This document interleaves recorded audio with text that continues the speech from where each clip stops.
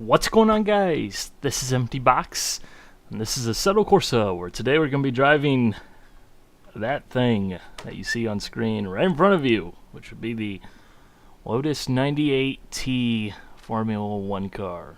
1980s Formula 1 turbocharged beast, capable of putting out 1200 horsepower in qualifying trim, which, yes, we're gonna turn up the boost because it's inevitable. You have to do it. But first of all, as with this car, there's a couple of other things within this update for Assetto Corsa. The first one is a new car setup option, force feedback settings in your car setup. Nice change, an improvement. That's a good thing because that enables you to tweak things without having to go back to the main launcher and basically quit the session and restart the session just to change your force feedback. So that's a good thing. That is a very good thing. So anyways, let's go ahead and get behind the wheel into the cockpit of this thing. Let me go ahead and tweak a couple of settings. You will notice that this is, well, this looks probably slightly different than what you might be used to because, well, post-processing. There are a couple of different options that you can use now that are available to set up through the options, a couple of different effects and improved graphics and everything like that. And you can even select this little app over here called post-process filter, which basically enables you to see how they look in the car actually driving. Personally, I prefer filter number 2. It just seems to look the best to my eyes. So let's go ahead and get out there on track. We're on hard compound tires. We're running the default 60% boost, which, according to the description they released with the car, when they released it, they said that this car was capable of putting out 800 horsepower and race trim, running 3.5 bar of boost, which, yes, Assetto Corsa does simulate turbos. And that gauge to the right of the tachometer there in the cockpit shows you how much boost there is. You'll also see in the left-hand corner of the cockpit at 60% right now behind the steering wheel. That shows how much boost that the turbo is putting out, basically, what the limit is. So we basically have 60% of maximum boost at this stage. And you can control that in-car with the number keys, not the number pad, but the actual keys that are above the letters.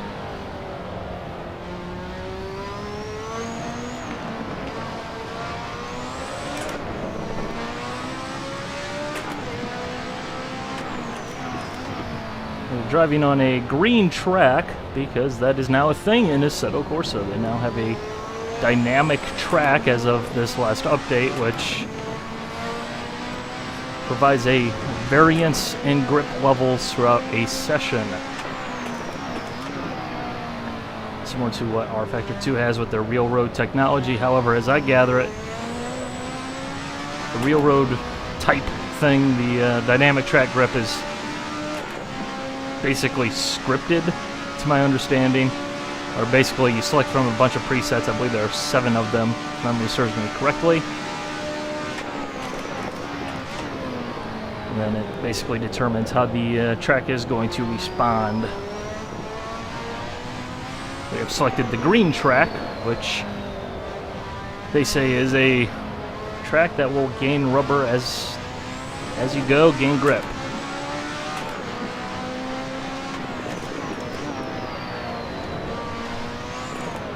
However, for the best I can tell, I don't think this is quite the same as what rFactor 2 has. rFactor 2 is basically fully dynamic. It'll come and go as events unfold.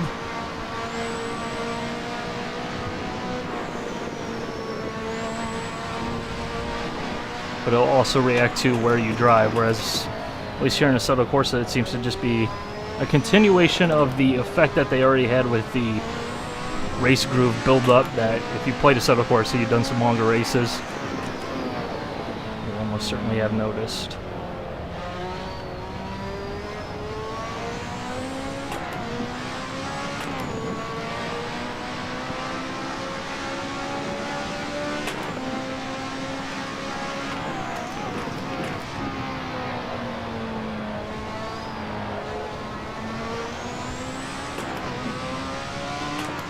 Gotta say, this car seems to have a good bit of understeer built into it.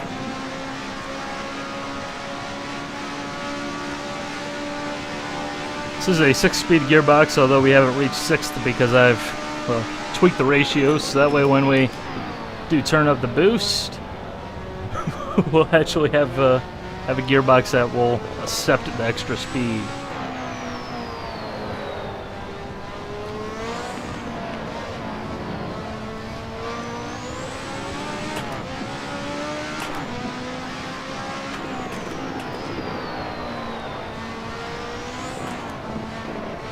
But even at this boost level, it's still a motivated seller.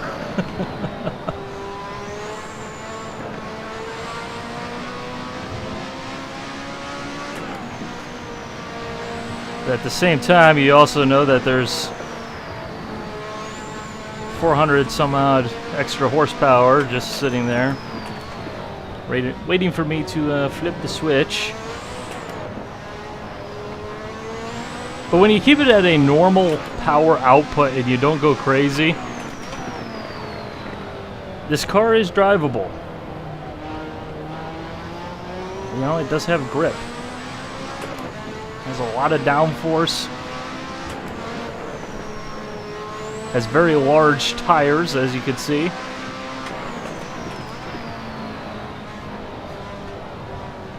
And it might not be the latest, greatest technology, but it is still usable. And hell, release the Kraken.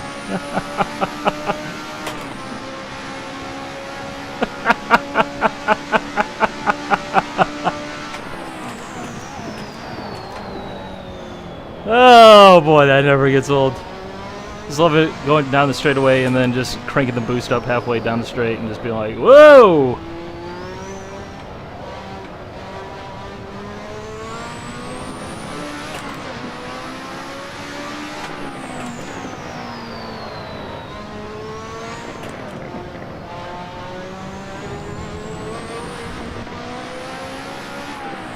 You can't get away with short shifting this car because the power delivery, once it does come on, sends you hurtling towards the scenery at a rapid velocity.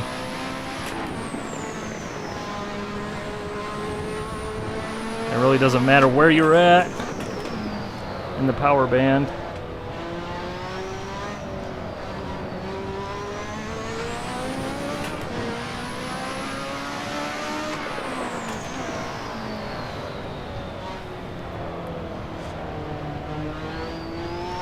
Personally, I think the biggest struggle with this car, at least for me, then again, I don't usually drive cars like this, isn't necessarily the power output per se or the power delivery. It's just the fact that everything happens so fast, and because you do get such speed going on, and because you can run so much downforce because the engine is so powerful. And we're doing 200 miles an hour there, and we're not in a low downforce configuration. It's just sheer power. So, you know, you have a lot of downforce, you have a lot of, you know, grip to the tires, even though they are 1980s technology. You have a lot of drag on the car, so it's going to slow down quickly.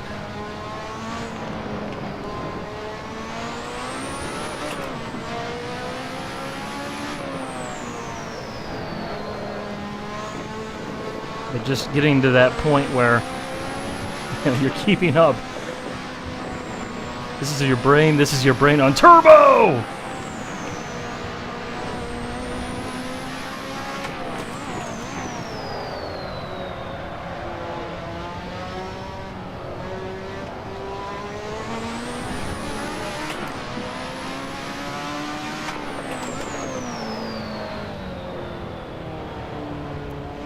Of course, there are a multitude of tire compounds available. The one that best suits this power output is, of course, the qualifying tires. The one-lap special 1980s turbo era goodness qualifying tires. Which those things actually make driving with 1200 horsepower not seem totally insane on a road course. There is that much grip.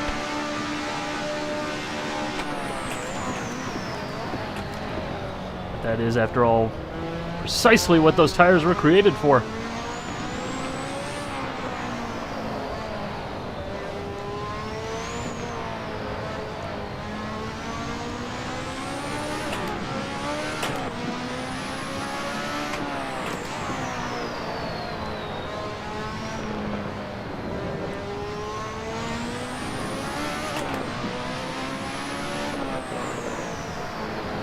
I do wonder, though, what type of boost levels that they were actually using in the race. You know, obviously that would be something that they could control. And, you know, obviously, being turbo, everybody's got to have that nice, shiny overtake button that the driver always wants to use. Because more power is never a bad thing. But I wonder how much power that actually did put out. Like, would they ever use 100% during a race?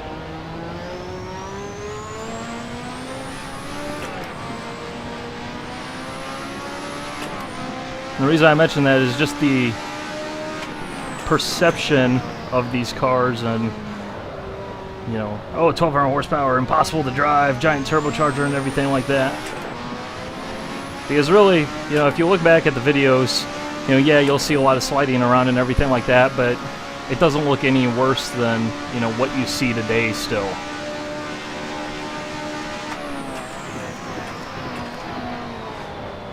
And I just mentioned that because, you know, everybody's always going to say, oh, there's too much grip or there's not enough grip. And that gets me is just the low speed understeer, which they say is because of the aerodynamics of this car being from the 1980s.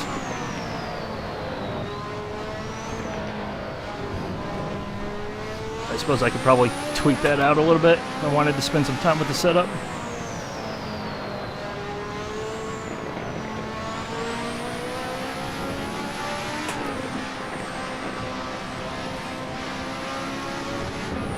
No! No! No! No! No! No! That is the worst corner in this car. Oh boy. Hate that corner. Hate that corner.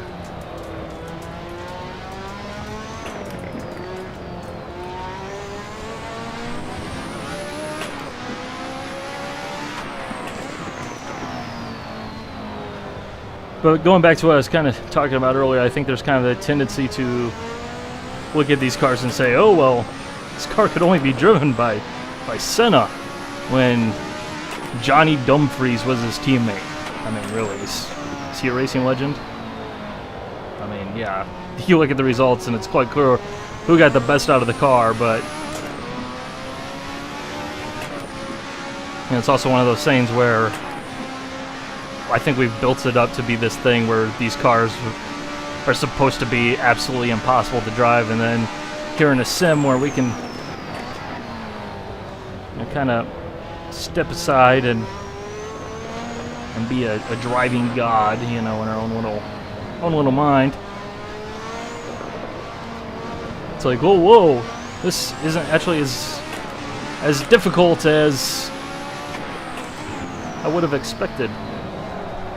Providing you don't clip the backside of a curb, which if you do that in this car, it will pretty much do that on you.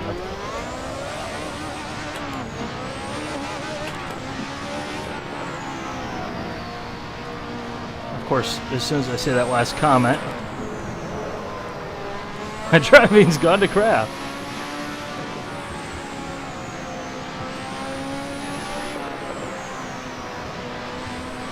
The thing that makes that corner right there so hard is because there is so much downforce on the car at that speed, and there's banking in the road. Just everything's pushing down on the suspension, and it just bottoms out. And once that happens, with this type of car with this much power at that speed, you're never going to catch it.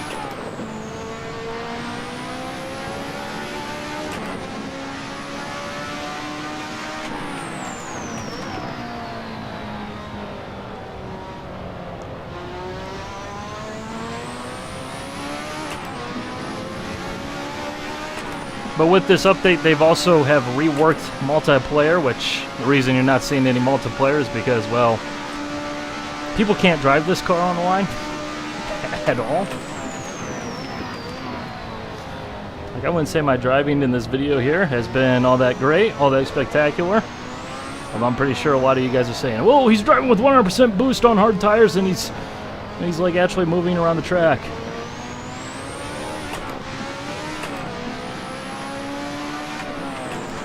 But trust me, it's not as difficult as it might look.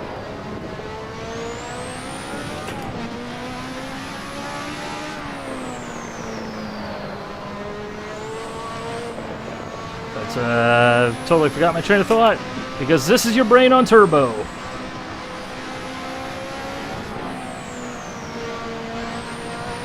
There we go.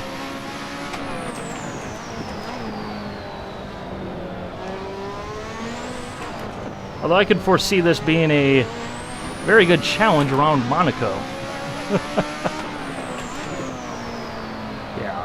That would be a challenge. That's a how in the world did they ever do this type of scenario?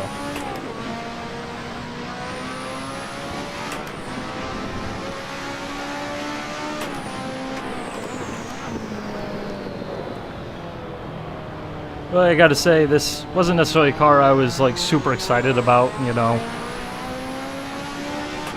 Don't get me wrong, the idea of a turbo F1 car putting out, you know, huge power, yeah, that's exciting in its own way, but it's not a car that I find myself, you know, attracted to or anything like that. It's not like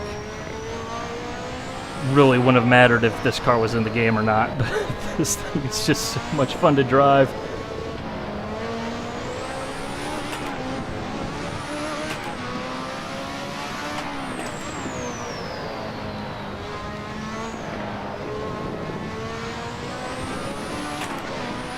Like, especially in that corner right there, just the way it's trying to break away.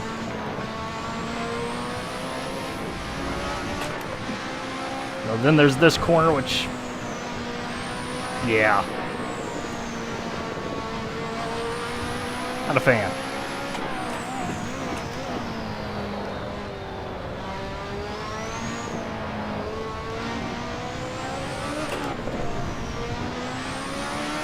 I will say though, it seems like this car and the slides that you get within it, and in general Assetto Corsa as a whole, since they did that tire model update, just seems really, really snappy.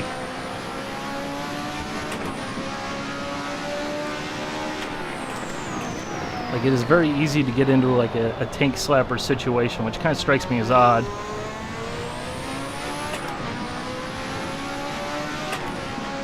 But, you know, it is early access, and there's things being improved and refined and everything like that, so it shouldn't necessarily be all that odd, but it's kind of an area I think they've gone backwards, is just the regaining of grip.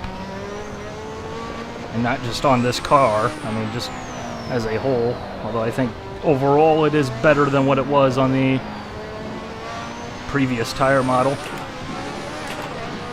Good gravy, what is this, iRacing?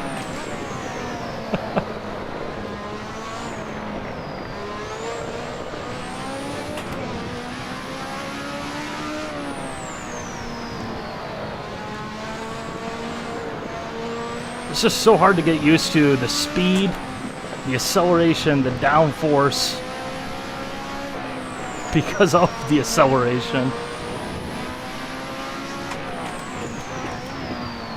It's like, I can understand why people wanted this car.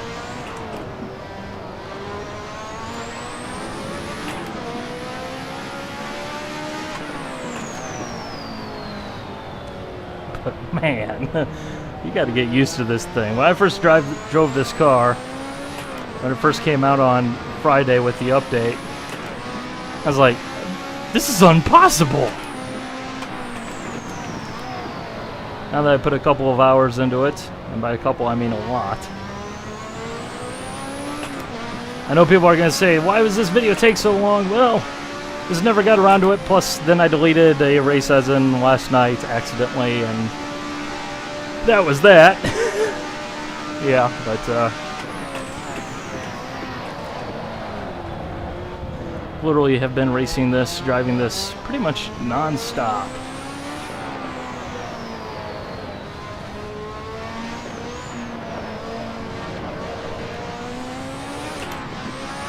And plus I was going to have to do a video on this anyways because I think this has been the most requested car ever for a video.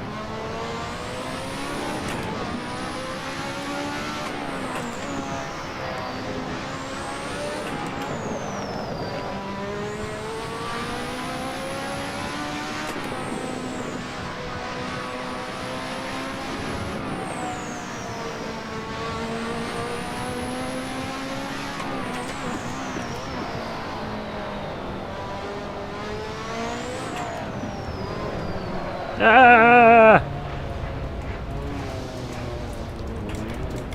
I'm not sure why that happens though. I don't know if that's a setup thing or just the way the car works, because it seems very weird that it's so easy to catch a curb, especially here at Mugello, which has really flat curbs.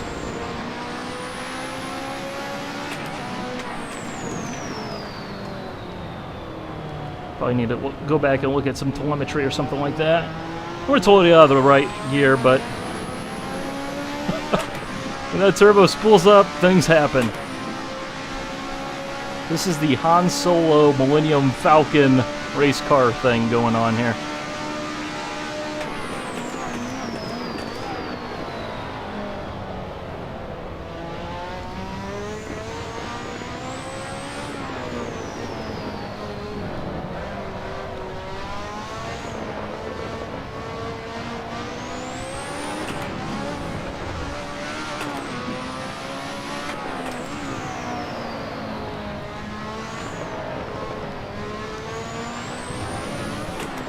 And see, like, as soon as you get over that rumble strip, it just basically pukes on you.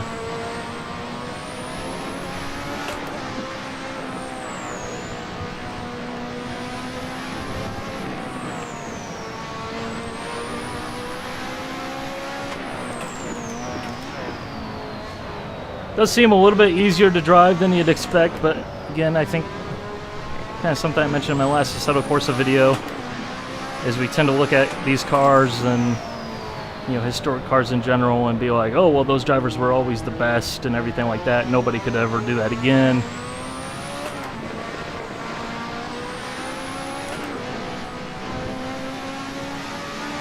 And kind of put it up on that pedestal, rose-tinted glasses and all that stuff, but expect 1,200 horsepower to be a little bit more difficult to manage than this, but hey, what do I know? So do one more lap here.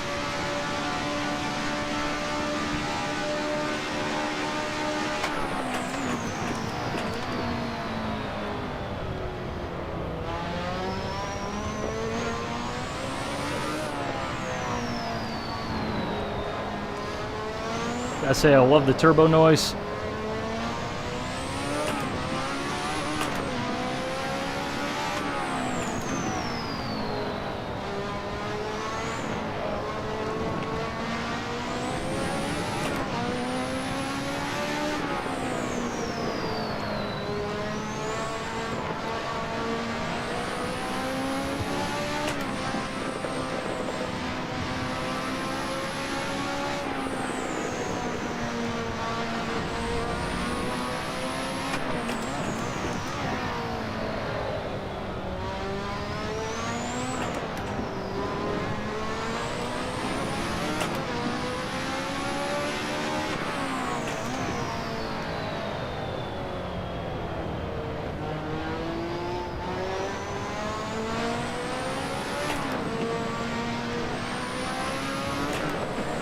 No!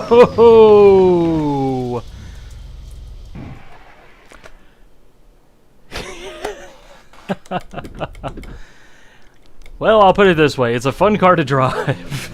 It is a very fun car to drive. Yeah. I think there's a reason why this car was so anticipated fact, probably the most anticipated car for Assetto Corsa once people saw that it was going to be in the game. So, gotta say, that plus the updates to Assetto Corsa itself, not including, you know, the car here.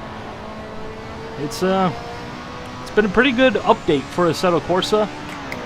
Like I said, probably one of the most substantial ones so far. And definitely, you know, if you're one of those people, kind of like myself with other games, you know, who just kind of wants to let them develop and come back when they're more at a final stage, more well polished up and everything like that, you might want to just pop your head in on Assetto Corsa and give this one a go yourself. Make sure you give it some time and start to at least adapt a little bit to this is your brain on turbo, and yeah. So I hope you guys enjoyed. Bye.